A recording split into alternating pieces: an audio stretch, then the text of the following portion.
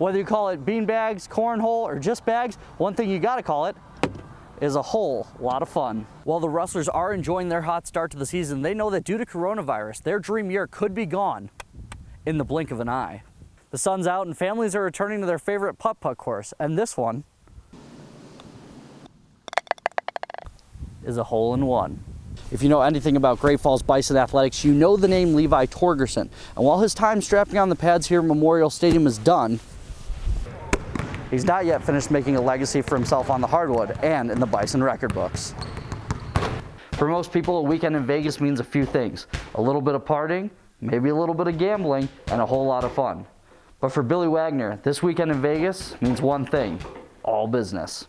It is warm, it is crowded, and for the first time this decade, we bring you crosstown action. Bison taking on the Rustlers. This is a young team, this is a hungry team. Only 6 guys coming back from that championship team from last year. So the focus, a lot of it, is going to be on team chemistry. So the tournament will get underway starting tomorrow, but I heard some teams might need one more.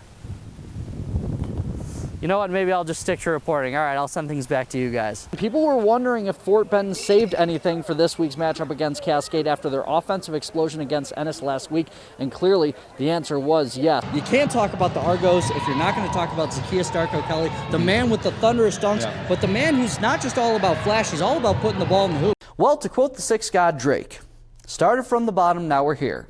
Started from the bottom, now the whole team here. Now, I can't confirm or deny that Aubrey Graham was talking about the Great Falls Voyagers 2019 season, but it does fit. The Voyagers finished the first half near the bottom of the division, and while they are still in 3rd place out of 4 teams in the division, they're just 2.5 games back of the Missoula Osprey for a playoff spot, so every game is crucial. Voyagers taking on the Mustangs on White Claw night. Not even sure how that's a thing. Top of the first, Victor Ruiz. He's going to smack a base hit that's going to score Quincy McAfee and put the Stanks up 1-0 at the time in the first. Couple batters later, Reniel Ozuna with a shot down the third base line and into the corner. Scoring is Ruiz, also scoring is Eric Yang, and Billings is up 3 after the first. The Voyagers, they're going to come back with a little offense of their own. Bottom first, slamming Sammy Abbott with a base hit. That's going to score Luis Curbelo and Luis Mieses, bringing the Voyagers to within 1. That game has just gone final. Voyagers walk it off with an 8-7 victory.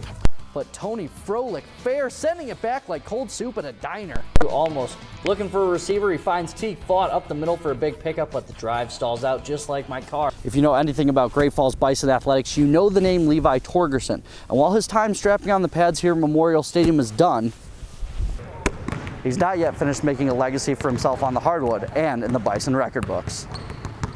Extremely competitive and very hard worker. One of the hardest workers on the team. His coaches take any chance they can get to rant about someone they consider to be a coach's player. You know, every football team needs a guy that's a go-to guy, a guy that can get the job done, a guy that you design, your offense or maybe even possibly your defense around. Levi is the youngest of 3 Torgerson boys, all 3 of whom have come through Great Falls High and made a big impact in their respective sports. He's the last in a fairly long line, probably about 10 years of Torgersons.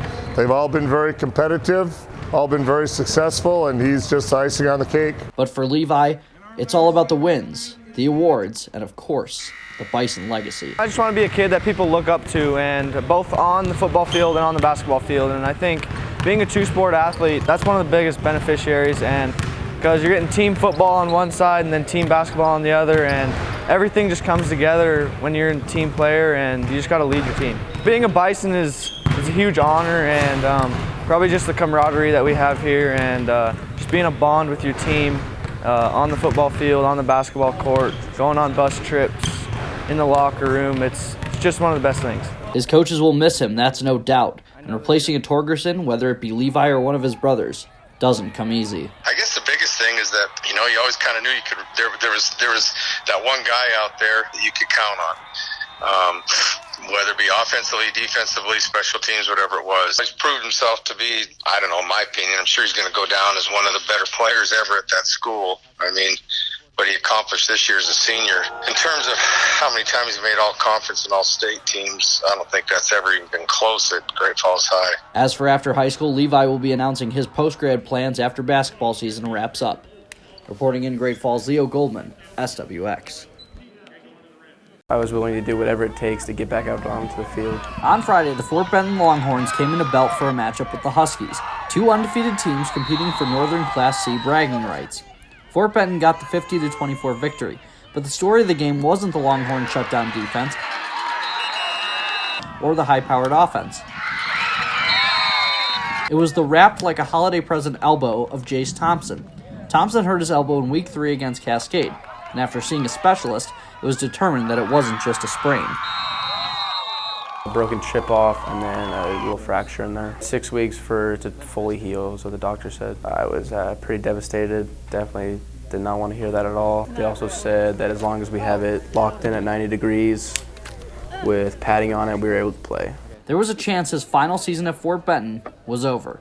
But last year, the Longhorns had Max Lane, a senior who played half of the 2019 football season on a torn ACL, and then played a basketball season as well. So when Jace looked back to last year, that was all the motivation he needed to find a way to play. It was kind of tough to sit out when Max Lane had a torn ACL, and he was playing through that, so it kind of makes me look like a baby, so definitely couldn't sit out with just a broken arm. Yeah, he'll play the rest of the year. Hopefully we'll get to where it's pretty heavy workload again. My concern, of course, was can he carry the ball? Jace's dad, Jory, Fort Benton's head coach, had his doubts initially.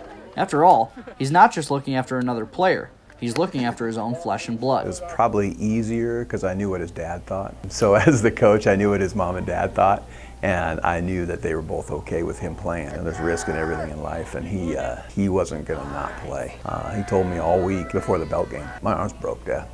My legs aren't broke. Jace ran for 2 touchdowns in the win over Belt, despite only playing in 1 quarter. It looks like for the rest of the season, the Longhorns won't just be getting touchdowns from him, they'll also be getting some extra heart.